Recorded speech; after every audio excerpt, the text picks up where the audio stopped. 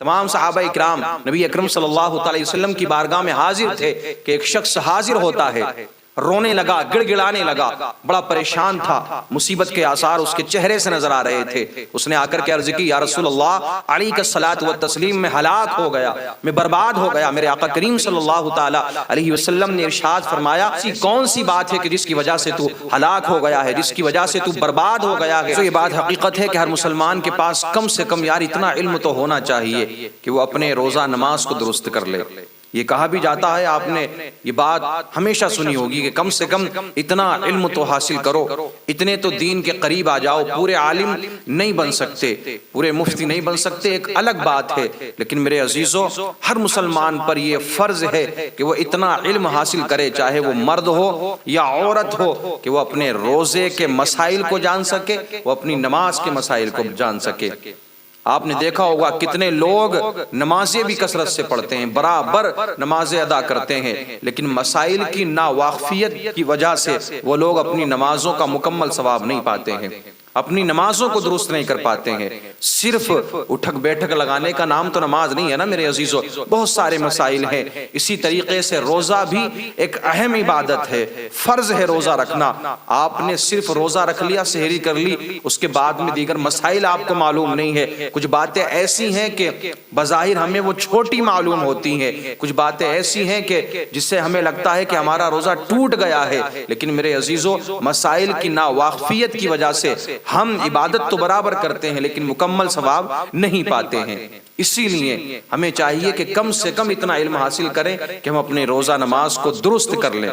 یا نہیں جانتے ہیں تو جو جاننے والے لوگ ہیں، جو علماء ہیں، جو ائمہ کرام ہیں، آپ ان سے رابطہ کرتے رہیں اس ماہ مبارک میں، اور روزے کے مسائل کے بارے میں آپ ان سے معلومات حاصل کرتے رہیں۔ بہت ساری ایسی غلط فہمیاں پھیلی ہوئی ہیں معاشرے کے اندر روزے کے حوالے سے کہ جس سے سب لوگ پریشان رہا کرتے ہیں۔ بہت ساری ایسی باتیں ہیں کہ جس سے یہ معلوم ہوتا ہے یار میرا روزہ ٹوٹ گیا ہے، اب میرا روزہ باقی نہیں ہے۔ لیکن میرے عزیزو یہاں بھی میں یہی کہوں گا، اگر آپ کو مسائل کی معلومات ہوتی، آپ اپنے علماء کے قریب رہے ہوتے، آپ اپنے ائمہ کرام کے قریب رہے ہوتے، تو آپ کو ان پریشانیوں کا سامنا نہ کرنا پڑتا۔ روزہ ایک عظیم عبادت، روزہ رکھنا حکم ربی ہے، اللہ رب العزت کا حکم ہے، اور یہ رکھنا ہی ہے ہر صحت مند انسان کو۔ اگر وہ نہیں رکھے گا تو اس کو قیامت کے دن اس کا حساب دینا پڑے گا۔ تو روزہ نام ہے صبح صادق سے لے کر غروب آفتاب تک بھوکے رہنے، پیاسے رہنے اور جماع سے باز رہنے کا۔ بس اتنی چیز کو سمجھ لیں آپ، نہ آپ کچھ کھا سکتے ہیں، نہ پی سکتے ہیں، نہ بیوی کے ساتھ میں ہم بستری کر سکتے ہیں۔ لیکن میرے عزیزو اگر کسی نے بھولے سے کھا لیا یا پی لیا، بھولے سے بیوی کے ساتھ میں اس نے ہم بستری کی ہے، تو یاد رکھنا ایسی حالت میں روزہ نہیں ٹوٹتا ہے۔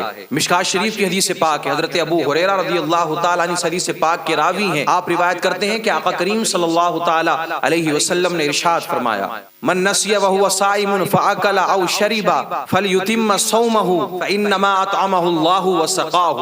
میرے آقا کریم صلی اللہ علیہ وسلم نے ارشاد فرمایا کہ اگر روزے کی حالت میں کسی نے بھول سے کھا لیا یا پی لیا، شخص یہ نہ سوچے کہ اس کا روزہ ختم ہو گیا، اب اس کا روزہ باقی نہیں رہا، بلکہ وہ اپنے روزے کو مکمل کر لے، کیونکہ اس کو اللہ تعالیٰ نے کھلایا اور پلایا ہے۔ تو میرے عزیزو بھول کر کھانے پینے اور بھول کر بیوی سے ہم بستری کرنے، یعنی اس کو بالکل یاد نہیں تھا کہ ہاں میرا روزہ ہے، تو اس حالت میں روزہ نہیں جاتا ہے، نہیں ٹوٹتا ہے۔ اکثر میرے عزیزو نسیان کی وجہ سے ایسا ہو جاتا ہے، آپ نے روزہ رکھ لیا، آپ سو گئے، سو کر اٹھے، آپ کو عادت ہے کہ سو کر اٹھ کر ایک دم پانی پینے کی، آپ کو یہ یاد نہیں رہا کہ ہاں میرا روزہ ہے، اور آپ نے اٹھ کے فوراً پانی پی لیا، اور آپ نے کچھ چیز کھا لی۔ تو میرے آقا کریم صلی اللہ علیہ وسلم فرماتے ہیں اگر ایسا کسی نے کیا ہے تو وہ اپنے روزے کو مکمل کر لے، نہ اس کو کفارہ اس کا ادا کرنا پڑے گا، نہ ہی اس کی کوئی قضا ہے، اور وقت پر افطار کر لے، اور میرے عزیزو اللہ کا شکریہ ادا کرے کہ اس نے اپنے کرم سے تمہیں یہ کھلایا اور پلایا ہے۔ اب یہاں پر ایک سوال اور پیدا ہوتا ہے کہ بھول سے کتنا کھا لیا؟ یہاں کوئی مقدار نہیں بتائی ہے کھانے پینے کی، جتنا بھی کھا لیا ہو آپ نے، جتنا بھی پی لیا ہو، ہاں جب یاد آ جائے آپ کو تو فوراً آپ اس کو چھوڑ دیں، کچھ کرنے کی ضرورت نہیں ہے، اپنے روزے کو مکمل کر لیں، افطار کا وقت ہو تو افطار کر لیں۔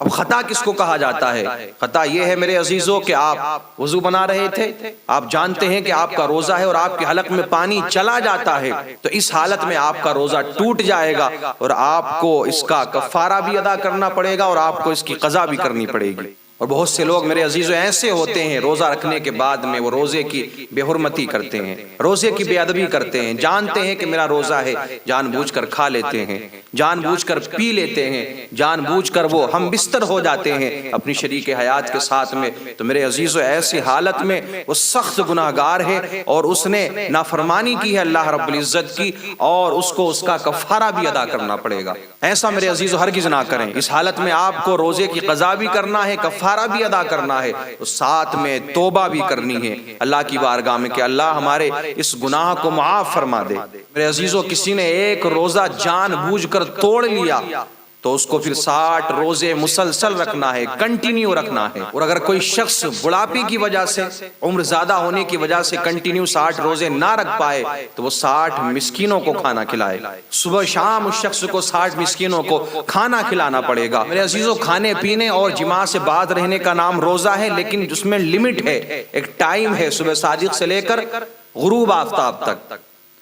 رات میں آپ شریک حیات کے ساتھ ہم بستر ہو سکتے ہیں۔ اس سے لوگ یہ سوال کرتے ہیں، اس طریقے کی باتیں کرتے ہیں کہ کیا پورے رمضان کے مہینے ایسا نہیں کر سکتے ہیں؟ میرے عزیزوں ایسا ہرگز نہیں ہے۔ آپ سحری سے پہلے اس عمل کو کر سکتے ہیں، فارغ ہونے کے بعد میں، غسل کرنے کے بعد میں پھر سحری کریں اور اپنا اگلے دن کا روزہ رکھیں۔ بخاری شریف کی حدیث پاک ہے میرے عزیزوں، حضرت ابو ہریرہ رضی اللہ تعالیٰ عنہ اس حدیث پاک کے راوی ہیں۔ آپ روایت کرتے ہیں کہ ایک روز ہم آقا کریم صلی اللہ علیہ وسلم کی بارگاہ میں تشریف رکھتے تھے۔ تمام صحابہ کرام نبی اکرم صلی اللہ علیہ وسلم کی بارگاہ میں حاضر تھے کہ ایک شخص حاضر ہوتا ہے، رونے لگا، گڑ گڑانے لگا، بڑا پریشان تھا، مصیبت کے آثار اس کے چہرے سے نظر آ رہے تھے۔ اس نے آ کر کے عرض کی، یا رسول اللہ علیک الصلاۃ والتسلیم، میں ہلاک ہو گیا، میں برباد ہو گیا۔ میرے آقا کریم صلی اللہ تعالی علیہ وسلم نے ارشاد فرمایا، ایسی کون سی بات ہے کہ جس کی وجہ سے تو ہلاک ہو گیا ہے، جس کی وجہ سے تو برباد ہو گیا ہے؟ وہ شخص عرض کرنے لگا، یا رسول اللہ علیہ الصلاۃ والتسلیم، میں روزے کی حالت میں اپنی شریک حیات سے ہم بستر ہو گیا ہوں۔ تو میرے آقا کریم صلی اللہ علیہ وسلم نے ارشاد فرمایا کہ تیرے پاس غلام ہے کہ تو آزاد کر سکے؟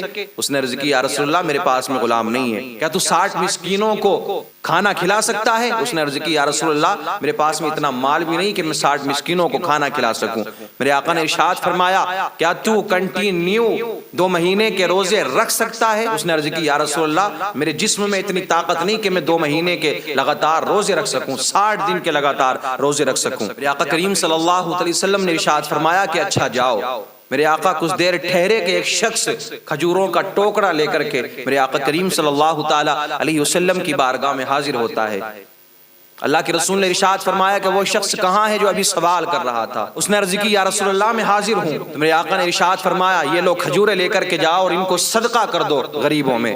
وہ شخص عرض کرنے لگا، یا رسول اللہ علیہ الصلاۃ والتسلیم، کیا میں اپنے سے زیادہ محتاج پر، اپنے سے زیادہ غریبوں کو صدقہ کروں؟ رب کعبہ کی قسم میرے آقا اس وقت مدینے کے دونوں گوشوں میں مجھ سے زیادہ کوئی اور غریب نہیں ہے، مدینے کے دونوں حصوں میں سب سے زیادہ غریب میں ہی ہوں، سب سے زیادہ محتاج میرے ہی گھر والے ہیں۔ فضحك النبی صلی اللہ تعالی علیہ وسلم حتی بدت انیابہ ثم قال اطعمه اہلک۔ جب اس نے کہا نا تو میرے آقا کریم صلی اللہ علیہ وسلم مسکرائے، یہاں تک کہ آپ کے مبارک دانت چمکنے لگے، اور میرے آقا نے ارشاد فرمایا کہ یہ کھجوریں لے جاؤ اور جاؤ اپنے گھر والوں کو ہی کھلا دو۔ اللہ اکبر کبیرہ۔ میرے عزیزوں یہاں سے میرے آقا کریم صلی اللہ علیہ وسلم کے مقام کا بھی پتہ چلتا ہے کہ اللہ نے اپنے حبیب کو محتاج نہیں بلکہ میرے عزیزوں مختار بنا کر کے اس دنیا میں بھیجا ہے۔ یہ میرے آقا کو اختیار ہے کہ میرے آقا کسی کے لیے وہی چیز حلال فرما دیں اور کسی شخص کے لیے وہی چیز حرام فرما دیں۔ آقا نے بتا دیا کہ رب نے مجھے محتاج نہیں بلکہ مختار بنا کر کے بھیجا ہے، میری اداؤں کا نام ہی شریعت ہے۔